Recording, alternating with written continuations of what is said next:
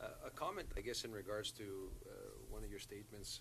You're pointing out to the statistic, the fact that Canadians are amongst the highest users of marijuana, and I've been questioning the government both in the Senate and witnesses, including witnesses from the Ministry of Foreign Affairs that have come before this committee, because I find it peculiar that that talking point is consistent with every minister. Yet I can't find over the last decade a single study commissioned by a government agency to analyze the volume of marijuana use amongst Canadians. We're referring to studies that are done by non-government agencies, in some cases international agencies, and in many instances you're referring to users who are one-time, one-shot users that inevitably exasperate and over-evaluate the number of marijuana use. But that's a whole other story. I guess my next question is the fact that you're downplaying the effect that this will have with our biggest trading partner and the biggest ally of ours, the United States. We've had a number of colleagues that have had meetings in the United States with Homeland Security, with the Justice Ministry, with Border Customs Department, and they're quite concerned. And the impression they came back with a few weeks ago is that there hasn't been sufficient dialogue in trying to resolve what is clearly two diametrically opposed policies. And the fact that Canadians will be quite possibly going before a U.S. customs officer and having to answer the question, have you used a narcotic in the last little while? And for the Americans, marijuana is a psychotropic narcotic. It's an illegal drug. It contravenes their national criminal code. So do Canadians and the Canadian government know that Canadians that use narcotics, including marijuana, as per the definition of U.S. Customs, will be banned from entering the United States if they respond in the affirmative? And what are we going to do with what quite possibly could become a challenge? Well, thank you, Senator Sakas. I do think you're pointing to some important issues. On the point about protecting young people, let me just say that 1 in 5 young people between 15 and 19 and 1 in 3 young adults between 20 and 24 in Canada report that they have used cannabis in the past year. A third of young people between 15 and 19, and more than half of all young adults between 20 and 24 have reported using cannabis at some point in their lives.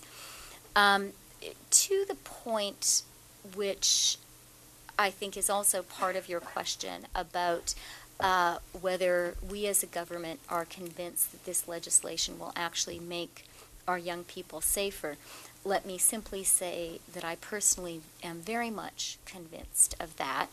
And my children may not thank me for saying this, but I have an 8-year-old, a 13-year-old, and a 17-year-old.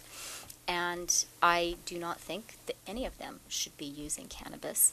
It's very important for me as a member of this government to be doing things that make their lives, their community, their school safer.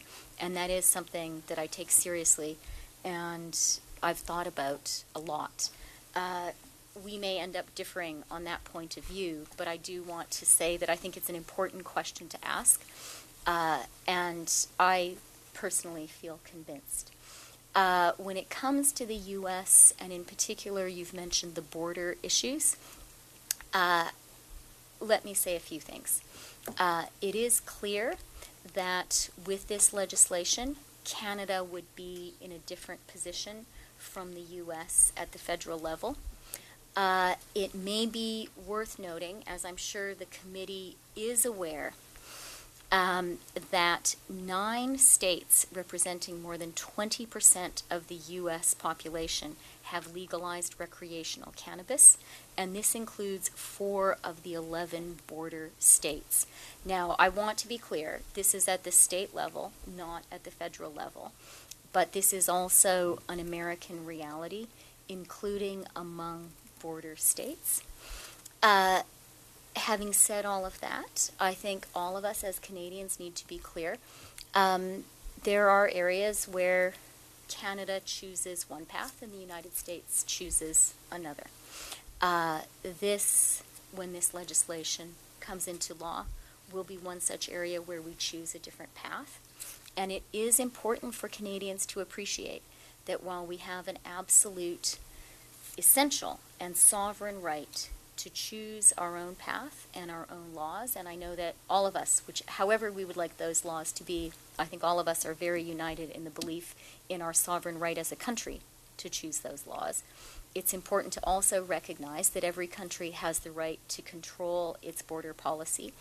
And it is illegal and will continue to be illegal to take Canada across the Canada-U.S. border, across the Canada-U.S. border in any direction. And I do think that one of our important jobs together is to be sure Canadians are fully aware of that.